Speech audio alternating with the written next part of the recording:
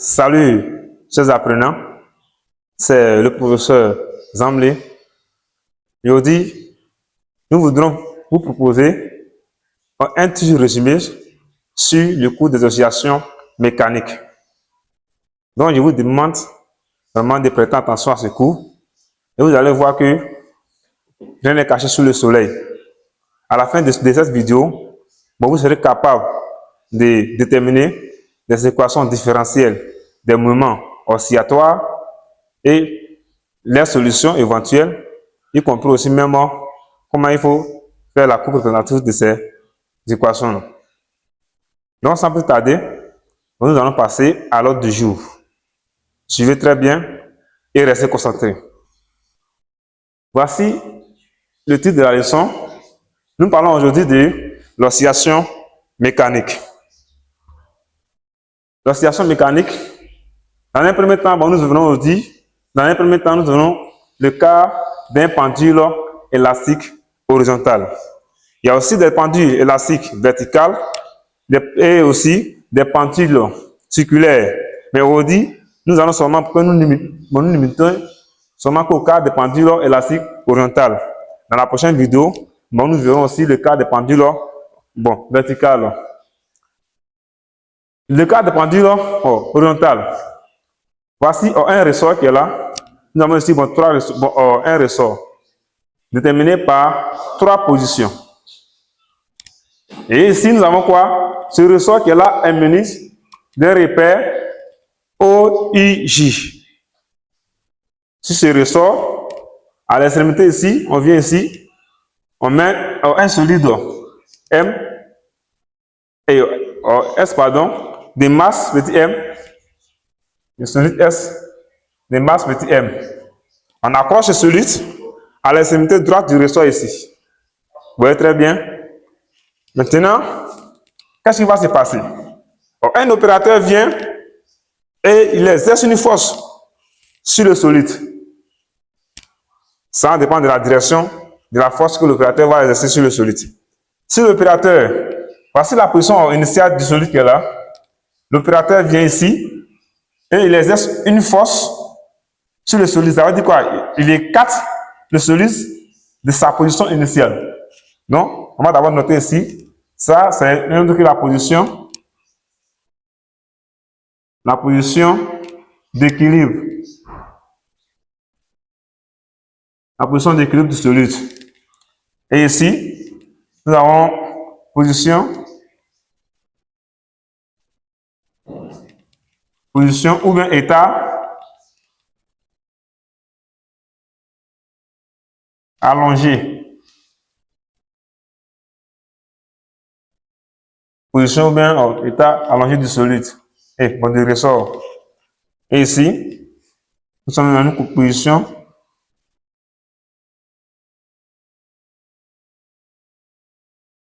comprimée. Voici l'exemple ici. Nous avons toujours 2 forces qui s'exercent, 3 forces, excusez-moi, qui s'exercent sur le solide. Et à la position d'équilibre, nous n'avons seulement que 2 forces. Ça veut dire le poids du solide et la réaction normale du support sur lequel le ressort se tient. C'est lorsque maintenant, la troisième force va intervenir lorsque l'opérateur vient exercer une force F, soit à comprimer le ressort, soit à allonger le ressort. Et c'est là que nous allons maintenant voir la troisième force.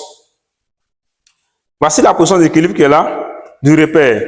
Les points O', O qui est l'origine du repère, O' qui est l'origine du repère I', J', O seconde qui est l'origine du repère I seconde, J seconde.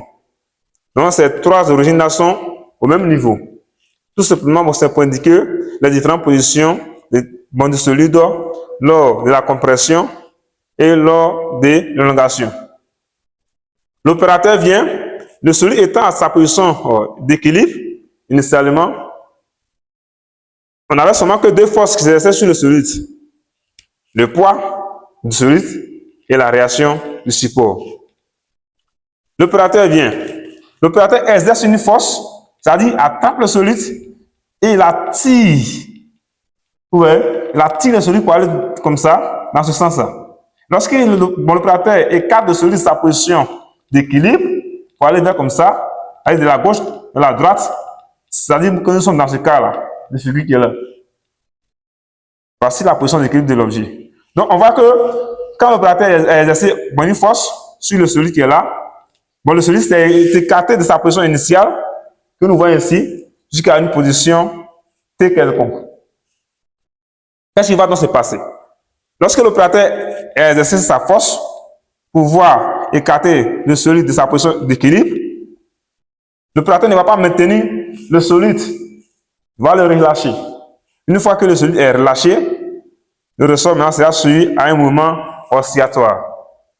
Et c'est que le titre de la leçon, oscillation mécanique. Puisque c'est une force mécanique dont l'opérateur vient exercer sur le solide. Donc, ça veut dire quoi? Oscillation. Une fois l'opérateur lâche le solide va faire un mouvement de va et vient. Va et vient. Le solide va venir ici, une fois lâché, mais le solide ne va pas s'arrêter à sa position d'équilibre auparavant, mais va cette fois-ci dépasser même sa position d'équilibre, venir jusqu'à là, et puis repartir encore. Ainsi de suite, jusqu'à ce que l'équilibre se rétablisse. Donc, ici, qu'est-ce que nous avons? Puisque l'opérateur a exercé une force, la force que l'opérateur a exercée pour déplacer le solide de ta position de son équilibre ici, pour aller de l'autre côté comme ça, cette force-là, et après avoir lâché maintenant, c'est comme si en tirant le solide, il y a une force qui s'oppose à la force que l'opérateur exerce sur le solide. Et cette force-là n'est rien d'autre que la tension du ressort. Quel est donc le but ou bien le rôle de cette force ici? La tension du ressort. La tension du ressort tend à faire quoi? Tend à ramener le solide, bien le ressort, à sa position d'équilibre. Donc, si la tension est la force qui tend à ramener le solide à sa position d'équilibre, c'est qu'une fois que l'opérateur a attiré le solide pour l'envers vers la droite, et c'est cette tension-là maintenant qui va essayer de ramener le solide à sa position d'équilibre.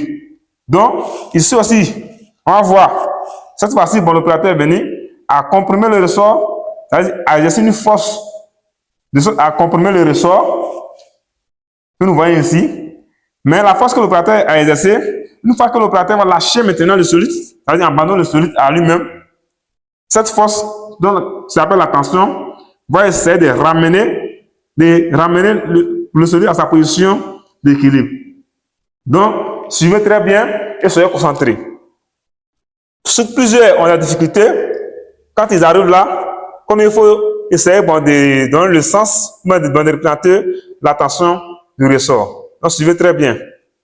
Nous allons d'abord commencer à représenter la tension du ressort dans le cas de la position allongée. J'ai dit tout à l'heure quoi? Que l'opérateur exerce une force pour écarter le solide de sa position d'équilibre. Donc, la position d'équilibre du solide étant ici. Or, la tension, quel est son rôle? Elle sert plutôt à ramener le solide à sa position d'équilibre. Donc, ça veut dire que la tension T du ressort va se diriger, c'est-à-dire de la droite vers la gauche. C'est cette force-là qui va ramener le solide à sa position d'équilibre. Donc, nous allons la représenter. Suivez très bien comment ça va se passer. Donc, ici, on dira que la tension du ressort T va se diriger dans ce sens. Et pourquoi pas l'autre sens? Puisqu'on a dit que si la tension du ressort se dirige dans ce sens, c'est que la tension du ressort ici a échoué à sa mission. Donc, elle va plutôt faire quoi? Sa mission, c'est de ramener le solide à sa position d'équilibre. Donc, si elle se dirige comme ça, c'est comme si elle a échoué à sa mission. Donc, elle va plutôt se diriger vers la position d'équilibre du solide.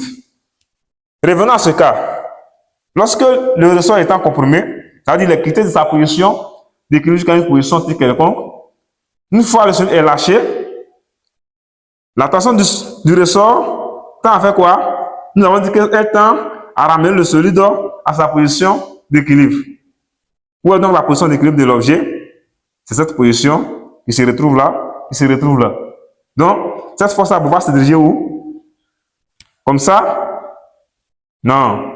Puisque la position d'équilibre du ressort n'est pas ici. Donc, cette force-là ne peut pas se diriger vers ici, mais plutôt vers la position d'équilibre du ressort ou bien du solide. Donc, voilà donc le sens de la tension électrique.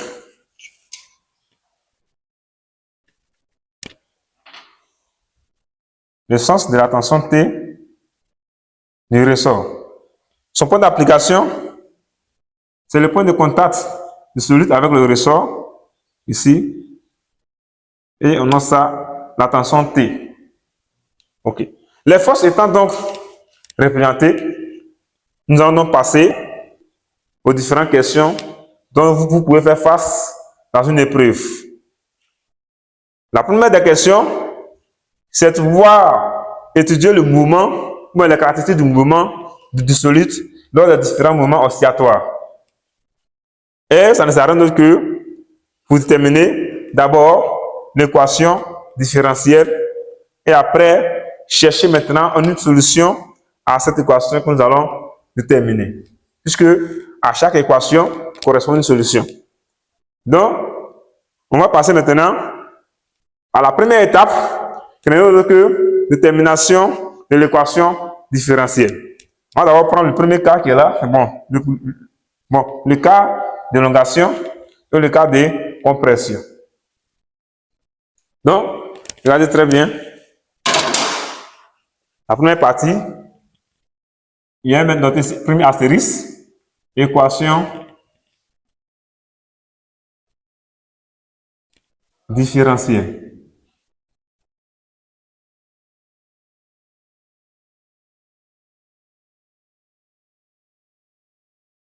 Équation différentielle.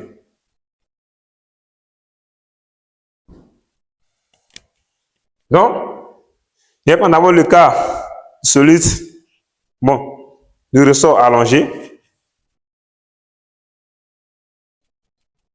Cas d'un ressort allongé.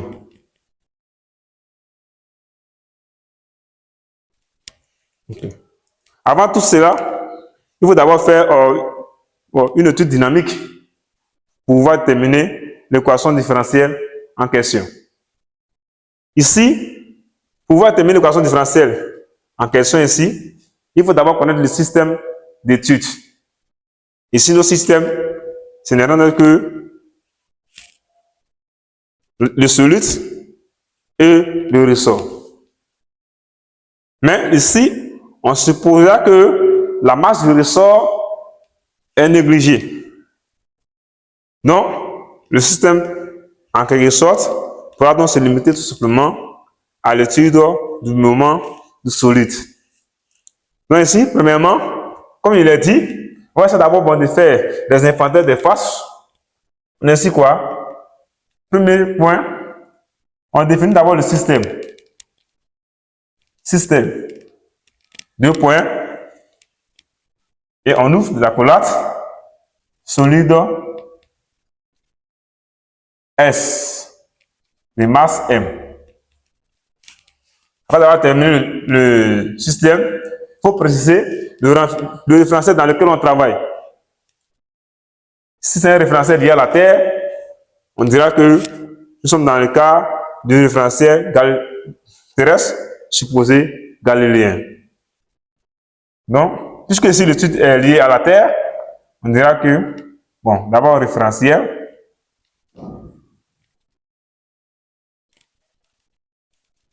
Donc, on a ici référentiel terrestre supposé galiléen.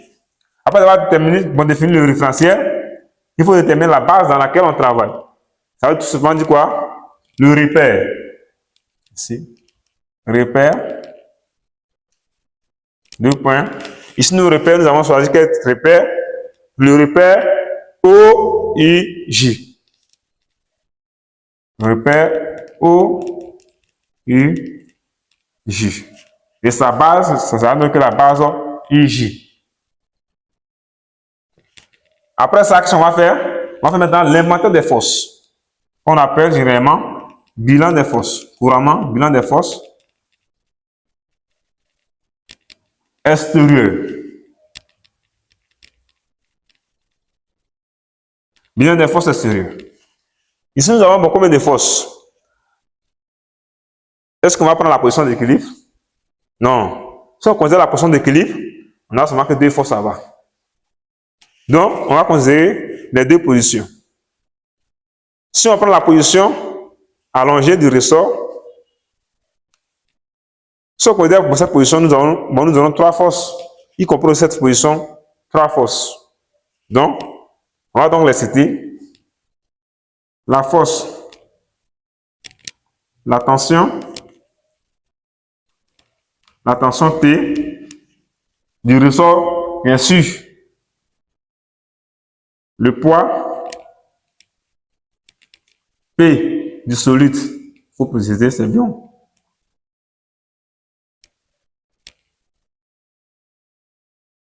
Et la réaction normale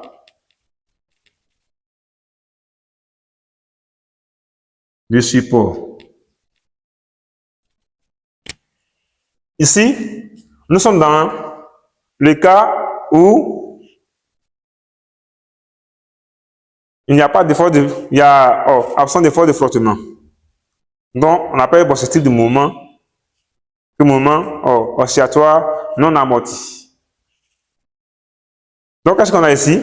Puisqu'il y a l'absence d'effort de frottement, voilà pourquoi la composante de la réaction se réduit seulement qu'à la réaction normale. Sauf s'il y avait l'absence d'effort de frottement, on va avoir la réaction elle-même qui allait exister. D'accord. Donc, après avoir fait la représentation ou l'inventaire des forces extérieures, cette réaction, nous l'appelons Rn. Qu'est-ce qu'il faut faire pour déterminer l'équation différentielle de ce premier cas-là? On va donc maintenant essayer d'appliquer le principe d'inertie que nous avons vu. Donc, appliquons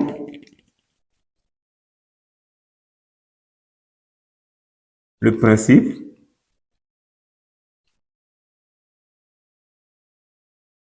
d'inertie. Le principe d'inertie. Alors, que nous dit donc le principe d'inertie? Le principe d'inertie nous dit que à un système choisi, la somme des forces, la somme vectorielle de toutes les forces extérieures est égale à la masse du système multipliée par le vecteur accélération. Donc, puisque si nous avons combien de forces? Nous avons trois forces. Donc, cette somme-là ne peut que se résumer à la somme vectorielle de ces trois forces, c'est-à-dire la tension, plus le poids P, plus la réaction Rn, égale à la masse du système fois le vecteur accélération. Donc, voici le principe d'inertie. On va maintenant essayer de déterminer l'équation différentielle de notre mouvement oscillatoire. Nous sommes dans ce cas-là, le cas de ressort allongé. Donc, qu'est-ce qu'on va faire? Puisque le mouvement du ressort ou même du solide s'effectue seulement que sur un axe. C'est vrai que nous avons défini un plan ici, mais sur ce plan vertical, le mouvement ne s'effectue pas sur le plan vertical, mais non que le plan horizontal. Voilà pourquoi le titre de la partie était donc des pendules élastiques horizontales. Dans la prochaine vidéo, nous verrons le cas où le mouvement oscillatoire s'effectuera suivant le plan vertical. Mais aujourd'hui, nous limiterons seulement au plan horizontal.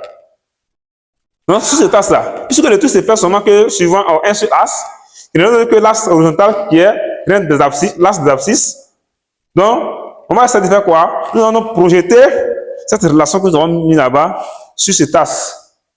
Ça veut dire quoi? Projection sur l'axe, projeter cette relation sur l'axe des abscisses, remettre plutôt à déterminer les composantes des différents vecteurs sur cet axe, sur l'axe OX.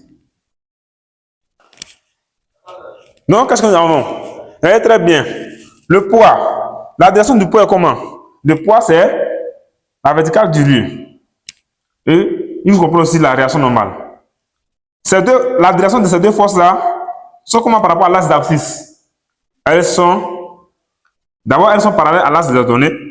Or, l'axe des ordonnées étant perpendiculaire à l'axe d'abscisse, ça veut dire que la direction aussi est perpendiculaire à l'axe des abscisses. Donc, si ces deux forces sont perpendiculaires à l'axe des ordonnées, une fois qu'on les projette sur l'axe des abscisses, elles sont perpendiculaires à l'axe d'abscisse. Donc, une fois qu'on les projette, on vient comme ça, on se retrouve au point 0. Donc, ça veut dire quoi? Si je veux la projection, il y a d'abord mentionné projection sur l'axe OX. Donc, on aura quoi? On aura P suivant X plus P suivant X plus Rn suivant X égale la masse du système fois l'accélération suivant X. Pour déterminer P suivant X, il faut faire la projection de toutes ces forces sur l'axe des abscisses en question. Donc, puisque les deux vecteurs sont perpendiculaires à l'axe ordonné, donc les projections, à l'axe d'abscisse, donc les projections sur l'axe d'abscisse sera 0. Et que la tension T aussi. Voici le vecteur unitaire I. Son sens, c'est de la gauche vers la droite, alors que le sens de la tension, la force de la tension ici, c'est fait de la droite vers la gauche. Ces deux vecteurs unitaires, ces deux vecteurs sont de sens opposés. Donc, ça veut dire que la projection, l'image de la tension T sur ce ça sera moins T. On aura ici moins T. P suivant X, ça fait 0, puisque P est perpendiculaire, c'est à ça. R aussi, ça fait 0, puisque R aussi est perpendiculaire, c'est à ça. C'est égal à A suivant X. A, c'est que la dérivée seconde du vecteur position, que vous avez déjà vu en cinématique du point matériel. En physique, lorsque nous parlons de la dérivée seconde d'un point ou bien d'une position, si c'est par exemple Y, vous pouvez mettre 2 points dessus. Et ça, ce n'est rien d'autre que dérivée seconde de Y par rapport au temps. En mathématiques, ces dérivées se fait suivant des axes, très souvent même, beaucoup en physique, nous travaillons avec le temps. Donc, on dérive tout par rapport au temps. Donc, ça veut dire que A suivant X, puisque nous ne sommes pas sur l'axe des ordonnées, pour parler de Y ici, on est plutôt sur l'axe des abscisses. Donc, au lieu de Y 2 points, on parlera plutôt de X 2 points. Donc, c'est M fois X 2 points. Et là, cette relation devient moins T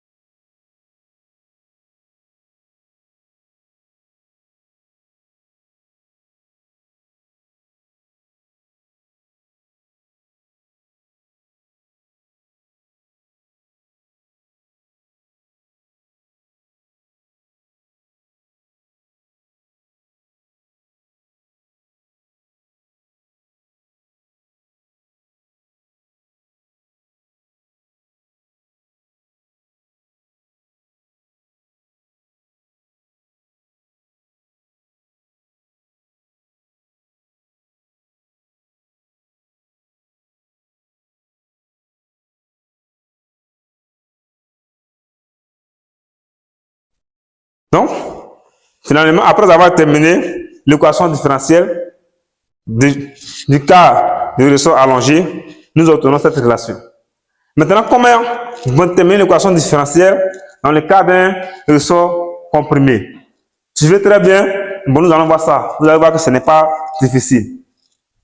Ici, on se met ici, puisque nous sommes dans les mêmes conditions. Ici, c'est les mêmes forces, hein? C'est les mêmes relations que nous allons appliquer. Donc, puisque c'est les mêmes vecteurs forces, seulement que ici, c'est à partir de la projection que nous allons considérer. On va mettre ici projection. On va mettre ici d'abord K comprimé. Ça, c'est pour le cas d'un ressort comprimé. Donc, qu'est-ce qu'il y aurait? Donc, projection sur OX. Il y a projection sur OX. Lorsqu'il y a projection sur OX, il y aurait quoi? P suivant X plus P suivant X plus Fn suivant X égale à M A suivant X toujours. Il a dit que la direction des forces, le poids P et la réaction, c'est perpendiculaire à l'axe d'abscisse. Donc la projection sur l'axe d'abscisse s'appelle 0.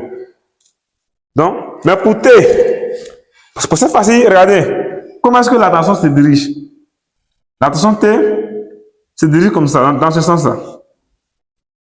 Vous voyez? Donc, la tension T va dans le sens des X positifs. Alors, le même sens que le vecteur unitaire I. Donc, sa projection ici sera plutôt plus T si IV exagéré, plus 0 égale à M A X. Donc, ça veut dire T égale à quoi? M A suivant X. Il a dit aussi que la réaction suivant X s'appelle X 2 points. Donc, il met ici O A suivant X égale à X 2 points. Donc, je le cite T qui va me donner quoi? M X 2 points. Alors, ici, qu'est-ce que je vais faire donc? La tension T ici se dirige dans ce sens-là. La tension T ici se dirige dans le sens qui est là. Or, ici, dans le cas ici, la tension T ici se diriger dans ce sens-là. Donc, puisque ici le ressort est comprimé, regardez très bien. On sait quoi?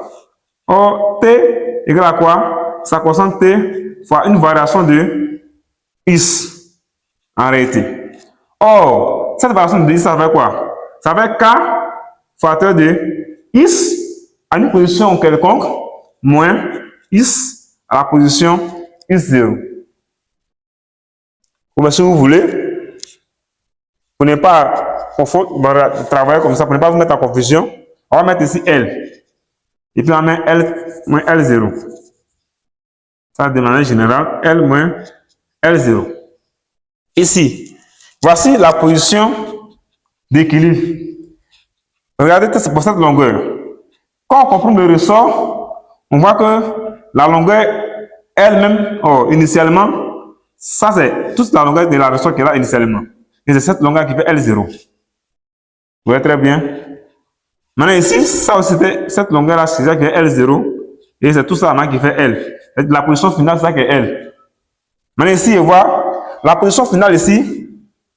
Voici la position finale qui est là, L. Et voici la position initiale L0 qui est tout ça. Donc en comparaison, L0 commence de là jusqu'ici. Or L commence de là jusqu'ici. En valeur absolue, on dira que L0 est plus grand que L. Donc ça veut dire quoi? Si L0 est supérieur à L, on sait que ça veut dire que cette portion qui est là, L moins L0 sera négatif. Vous voyez? Tout simplement pourquoi? Parce que sur L0, dans le cas de compression, L0 est toujours plus grand que L. Donc, cela sera inférieur à 0. Car L0 est supérieur à L. Là, c'est le cas de la compression. Donc, si cette grandeur est négative, le K étant une constante positive, donc une constante positive fois une grandeur négative, ça sera toujours négatif. Et puisque la tension ici, c'est une force, donc on ne veut pas que cette force soit négative. Donc, qu'est-ce qu'on va faire? On va plutôt ajouter un moins ici pour neutraliser cela. En réalité, cette variation qui est là n'est rien d'autre que ça, c'est une grandeur algébrique. Donc, si la grandeur algébrique est négative, on veut la rendre positive, on met tout simplement un moins. Donc, voilà pourquoi vous aurez un moins ici à ce niveau. Et par là maintenant, qu'est-ce qu'on fait? On manipule maintenant. Donc, ici, et c'est tout ça là que nous appelons ici is. Avec K is. K fois ici. Avec le is qui est là est négatif. Donc, on aura ici quoi? Moins T égale à M is 2 points. Donc, on va remplacer T par cette expression. Ça va donner moins K is. Puisque is est négatif, dans notre cas ici. Donc, il y a un moins ici. Lui étant positif. Donc, ce moins qui est là va neutraliser, va rendre le is qui est là positif. Et on verra que la force est une grandeur positive. Donc, on a ici. Celui qui est là, on le fait passer de l'autre côté ici. Son signe va changer. On aura moins M is 2 points égale à 0. Donc, en multipliant toute cette relation par un signe moins, par un moins 1, qu'est-ce qu'on aura? On aura K is plus M is 2 points égale à 0. Donc, qu'est-ce qu'on va faire? J'essaie de multiplier toutes ces relations par l'inverse de celui-là, comme je l'ai fait dans le premier cas là-bas, et on va obtenir finalement quoi? Is 2 points plus K divisé par M suivant is égale à 0. En général, on dit plutôt que puisque nous sommes dans une équation différentielle sans second membre, ça veut dire le deuxième membre de l'égalité qui est là, de l'équation, est nul. Donc, telle équation de moment oscillatoire, on dira que cette proportion qui multiplie la dérivée première de is ou bien is n'est rien d'autre que la pulsation. Donc, on dira que or K sur M est égal à la pulsation au carré. Donc, on a ici quoi? Is 2 points plus oméga carré is égal à 0. Donc, voici l'équation différentielle. Ici aussi, en remplaçant K sur M par oméga au carré, on obtient ici is 2 points plus oméga carré is égal à 0. Donc, vous remarquerez que ce soit pour le cas des ressorts comprimés comme allongés, si nous avons bien manipulé, nous aurons toujours la même forme d'équation différentielle. Donc, voilà donc l'équation différentielle de notre mouvement oscillatoire. Donc, sans plus tarder, après avoir terminé ça, nous allons passer maintenant à la deuxième étape, qui n'est rien d'autre que, puisqu'on a établi l'équation, on va chercher comment il faut résoudre l'équation. Donc, on va maintenant passer maintenant à la résolution de notre équation différentielle. Donc, soyez concentrés pour la suite de la vidéo. Vous allez voir qu'il n'y a rien de caché sous le soleil. Chers amis, après la détermination de l'équation différentielle de notre mouvement oscillatoire, nous obtenons cette équation différentielle qui est là à résoudre. Comment résoudre cette équation différentielle? Il est dit en général qu'une solution de cette équation différentielle en fonction de x et de la variable t peut se mettre sous deux formes. Quelles sont donc ces formes? Nous avons quoi? Ici. Une solution de l'équation différentielle est sous la forme x de t égale à x grand X m à l'indice, pour dire que ça c'est l'amplitude maximale fois le cosinus de oméga 0 t plus phi. Ou encore, ou vous aurez dans certains cas x de t qui sera sous la forme xm multiplié par sinus oméga 0t plus phi. Voici les deux formes que nous rencontrons couramment dans ce type d'exercice. Maintenant ici, qu'est-ce que quel vaut is, m, oméga 0 et phi? Il faut noter que ici, que la position à t quelconque n'est rien d'autre que la position d'élongation. Et le is, grand is à l'indice m, c'est l'amplitude maximale. L'amplitude maximale, ça veut dire quoi? Ça veut dire que grand is qui est là, is maximal, c'est la position à laquelle la vitesse s'annule. Donc, et l'oméga 0, c'est la pulsation. Phi, il n'est rien d'autre que la phase à l'origine des dates. Quand on dit phi, la phase à l'origine des dates ici, phi qui est là, bon, c'est en radian. Également aussi, bon, l'oméga, lui, s'exprime en radian par seconde. Ça, c'est une vitesse angulaire. Et l'amplitude m, grand is m, s'exprime, ça, c'est pas la masse, hein. Le m qui est là se trouve à l'indice de grand is. Ça veut dire l'amplitude maximale. Donc, lui, il s'exprime en mètres, généralement, et l'élongation s'exprime aussi en mètres. On va essayer d'évaluer que nous considérons d'abord la première relation, la toute première équation, pour travailler. On a quoi? On a is à l'instant t quelconque, qui est égal à grand is m fois cosinus oméga 0 t plus phi. On va essayer d'évaluer la valeur de phi, puisque phi c'est la phase à l'origine. On va essayer d'évaluer la valeur de phi à l'origine des dates lorsque nous sommes à t égale à 0. Regardez très bien, ici à t égale à 0, le pendule ou bien le solide, mais le ressort se trouve à sa position d'équilibre. Excusez, se trouve à sa position d'équilibre. Donc à cette date-là, puisqu'elle est à sa position d'équilibre, il n'y avait aucune force qui s'exerçait là-dessus.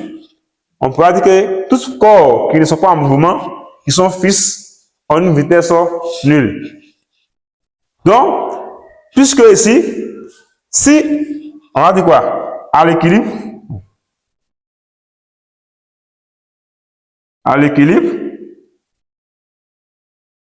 V égale à B0 qui est égal à 0. Puisque ici, le solide, ni le ressort n'a pas bougé. Donc, il est fixe, sa vitesse est nulle. Qu'est-ce qu'on sait? Or, vous avez vu en cinématique que la vitesse n'est rien d'autre que la dérivée de la position. On sait quoi? La vitesse égale à quoi? La dérivée de la position. Ici, notre position c'est is dt, à une position quelconque. Puisque la position ici varie en fonction du temps t, donc ça sera par rapport au temps t. Et lorsque nous avons cette position, nous allons définir donc la vitesse. Or, à l'équilibre, on a dit que la vitesse est égale à 0. Donc, ça veut dire que si la vitesse est égale à 0 à l'équilibre, ça veut dire que la dérivée de la position par rapport au temps t, c'est égal à combien? On remplace la vitesse par 0 et cela implique que d de is de t par rapport au temps t égale à 0. À cause de ce cas, v égale à 0. Donc, on remplace v ici par 0. Et à quel moment la dérivée d'une fonction ou bien d'un nombre réel ou bien d'une variable est nulle? La dérivée est nulle lorsque la variable est indépendante. Lorsque la position ici sera indépendante du temps t. Donc, cela implique que is de t n'est rien d'autre qu'une constante. Parce que c'est la dérivée d'une constante qui est nulle. Et cette constante n'est rien d'autre que, je vous ai dit quoi tout à l'heure, par définition de l'amplitude, ça veut dire que c'est la position maximale. La position maximale n'est rien d'autre que la position à laquelle la vitesse s'annule. Donc, comme la vitesse s'annule ici, donc is qui est là, va donc être égal à la position, ne va pas rester comment que la position initiale et maximale. Donc, ça veut dire que is de t qui est là est égal à grand is m. Donc, is de t égale à grand is m. à t égale à 0. Et ici, qu'est-ce que nous allons nous faire? Dans cette équation qui est là, si je nomme ça, on va nommer ça l'équation 1. Ici, je vais faire quoi? Bon, il peut nommer ça 2. Hein. Si on remplace x de t par xm dans cette équation, et le temps t, à cette position, on a dit quoi? Oh, à l'équilibre, c'est l'un de que à t égale à 0, à ce moment t égale à 0. Si on remplace t aussi par 0, et x de t par xm, on va essayer de faire ça pour pouvoir évaluer la valeur de la phase à l'origine phi. Donc, en remplaçant ça, on aura quoi? On aura simplement xm. Ça veut dire qu'on remplace cette quantité par xm. C'est égal à quoi? Xm, ce qui va multiplier maintenant quoi? Le cosinus de oméga fois oméga 0 fois. Puisqu'on remplace le temps t aussi par 0 à l'équilibre, fois 0 plus phi. En faisant ça, on obtient xm égale à xm qui multiplie le cosinus. Tout ça est dans le cosinus. Oméga, qui est une constante non nulle, fois une constante nulle, ça fait 0. Donc, il ne va pas rester que phi dans le cosinus. Le cosinus de phi. Donc, qu'est-ce qu'on peut faire encore d'autre? On va essayer de tirer le cosinus de phi. Donc, en tirant le cosinus de phi, le coefficient du coefficient de phi va même diviser ce coefficient qui est là. On aura xm sur xm. Or, qu'est-ce qu'on sait? On a une quantité divisée par elle-même. Donc, ce rapport, un tel type de rapport ne va donner seulement que 1. Donc, ça veut dire que cosinus de phi, ici, égale à 1. Comment il va faire à ce niveau-là pour pouvoir déterminer le cosinus de phi? Nous allons faire une vidéo si ça, ce n'est que la résolution des équations trigonométriques.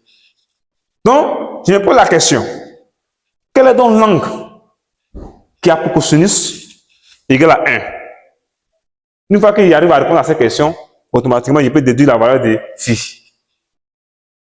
Donc, ça veut dire quoi? Je sais, quand on a sur cette trigonométrie, l'angle dont ce cosinus fait 1, ce n'est rien que 0. Donc, ça veut dire quoi? Ça veut dire que le cosinus de 0, ça fait 1. Donc, je vais remplacer 1 là par cosinus de 0. Ça veut dire que cette relation implique que cosinus de phi égale à cosinus de 0. Vous voyez? Donc, il y a égalité cosinus d'un angle égale à cosinus de l'autre angle. C'est que ça veut dire que phi égale à 0 tout simplement. 0 degré. Or, si phi égale à 0, on revient maintenant à nos conditions t quelconque. Donc, ça veut dire que la phase à l'origine phi, à l'origine de cette phase elle est égale à 0.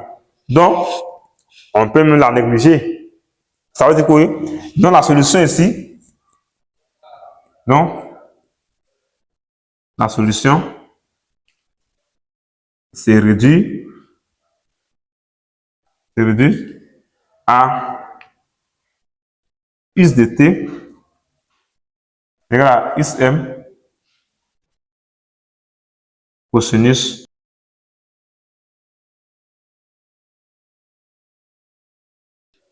Donc, voici donc la solution de notre équation différentielle. Il est également aussi de même, puisque la phase phi égale à 0. Donc, cette fois-ci, je copie cette solution en remplaçant phi par 0 et je tombe sur cette solution. Également aussi de même, je peux aussi remplacer phi par 0 dans cette relation et j'allais avoir quoi? Xt sera égal à grand système sur une de oméga t. Donc, voici donc la solution de manière générale à notre équation différentielle oscillatoire.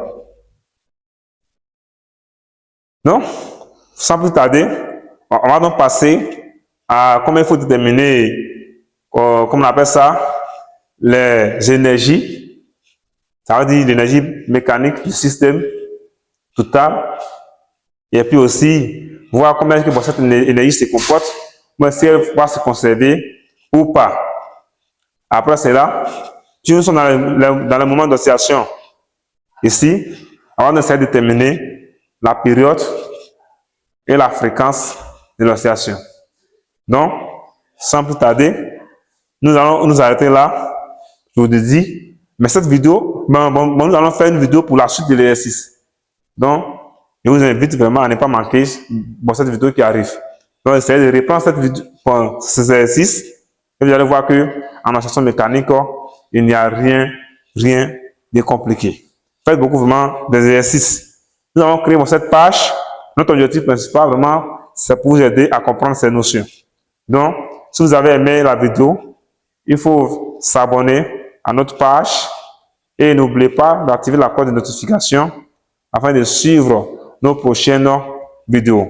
Ajoutez aussi, en plus de cela, des commentaires pour que nous puissions savoir quelle est donc votre préoccupation et en fonction de ça, nous allons vous proposer des vidéos pour vous aider dans la compréhension des notions incompréhensibles.